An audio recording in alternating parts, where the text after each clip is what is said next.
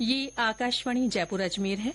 अब आप रितिका गुप्ता से जोधपुर जिले की चिट्ठी सुनिए। इसके लेखक हैं रामेश्वर बेड़ा। राज्यपाल कलराज मिश्र पिछले दिनों जोधपुर के दौरे पर रहे। इस दौरान उन्होंने footwear design and development institute के तीसरे दीक्षांत समारोह में भाग लिया।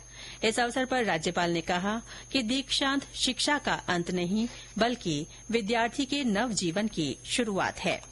उन्होंने कहा कि संस्थान एथलेटिक और गैर एथलेटिक फुटवियर की श्रेणीवार बाजार मांग का अध्ययन कर फुटवियर उत्पादों के विकास के लिए नवाचार और नवीन तकनीकी शिक्षा का प्रबंधन करे, जिससे विद्यार्थी वैश्विक बाजार मांग के अनुसार अपने आप को तैयार कर सके। राज्यपाल ने समारोह में 3 स्वर्ण और 5 रजत पदक प्रदान किए। इसके साथ ही 153 स्नातक विद्यार्थियों को उपाधियां प्रदान की।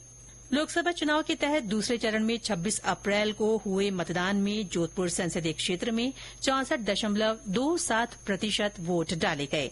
इस संसदीय क्षेत्र में कुल 13,70,000 से ज्यादा मतदाताओं ने अपने मताधिकार का उपयोग किया।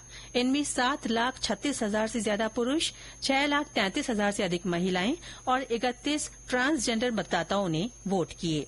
इस सीट पर सबसे ज्यादा 69.37% मतदान पोकरण विधानसभा क्षेत्र में किया गया।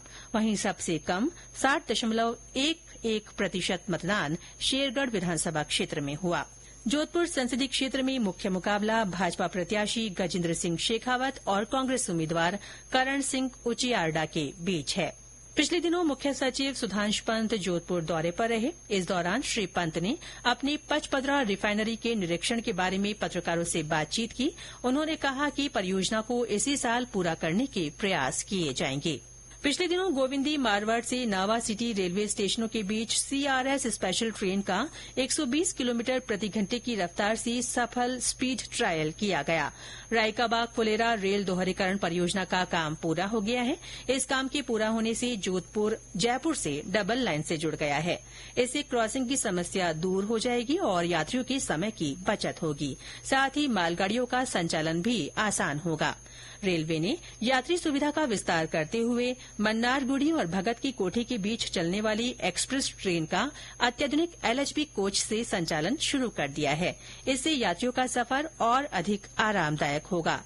एलएचबी रैक में परिवर्तित होने के बाद ट्रेन में 2 second AC, 9 3 tier AC, 7 sleeper, 2 साधारण श्रेणी के डिब्बों सहित कुल 22 डिब्बे होंगे।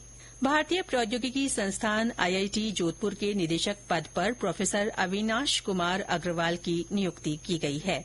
पिछले दिनों उन्होंने अपना कार्यभार संभाला। इस मौके पर प्रोफेसर अग्रवाल ने आईआईटी के कार्मिकों से संस्थान को नई ऊंचाइयों पर ले जाने का आह्वान किया। उन्होंने कहा कि संस्थान में नए अनुसंधान केंद्र स्थापित करना और एक ट्रांस डिसिप्लिनरी अनुसंधान मॉडल को बढ़ावा देना उनकी प्राथमिकता रहेगी। इंडियन इंस्टीट्यूट ऑफ आर्किटेक्ट्स की ओर से पिछले दिनों जोधपुर की एमबीएम यूनिवर्सिटी में एक प्रदर्शनी लगाई गई। 3 दिन की इस प्रदर्शनी में नॉलेज एक्सचेंज प्रोग्राम के 6 सत्रों में देश विदेश के जाने माने आर्किटेक्ट्स ने हिस्सा लिया।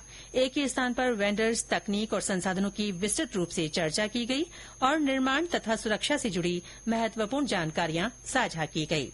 जोधपुर में आयुर्वेद विभाग और समेकित बाल विकास सेवा विभाग की ओर से पिछले दिनों आंगनबाड़ी कार्यकर्ताओं को योग प्रशिक्षण दिया गया। उम्मेद स्टेडियम में हुए इस कार्यक्रम का उद्देश्य आंगनबाड़ी केंद्रों पर बच्चों को योग का अभ्यास करवाना और स्वस्थ रहने के लिए प्रेरित करना था। रेलवे बोर्ड ने जोधपुर के सिटी स्टेशन पर 2 नए प्लेटफॉर्म के निर्माण की मंजूरी दे दी है। अब नए प्लेटफॉर्म नंबर 6 और 7 बनने के बाद स्टेशन पर ट्रेनों को कतार में खड़ा होकर प्लेटफॉर्म खाली होने तक का इंतजार नहीं करना पड़ेगा। स्वच्छता सर्वेक्षण से पहले ही नगर निगम उत्तर ने सफाई के साथ साथ शहर के सौंदर्यीकरण का काम शुरू कर दिया है। इसी कड़ी में भीतरी शहर में दीवारों को ब्लू कलर से रंगने के साथ ही उस पर आकर्षक पेंटिंग्स बनवाई जा रही है। इसके लिए निगम ने 20 वार्डों का चयन किया है। पेंटिंग्स के जरिए राजस्थानी संस्कृति साकार की जा रही है।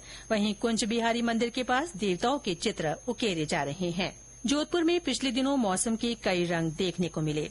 कभी तेज गर्मी से जनजीवन बेहाल रहा तो कभी पश्चिमी विक्षोभ से आंधी बारिश का दौर चला। हालांकि इन दिनों तेज गर्मी का दौर फिर से शुरू हो गया है। इसके साथ ही जोधपुर जिले की चिट्ठी समाप्त हुई।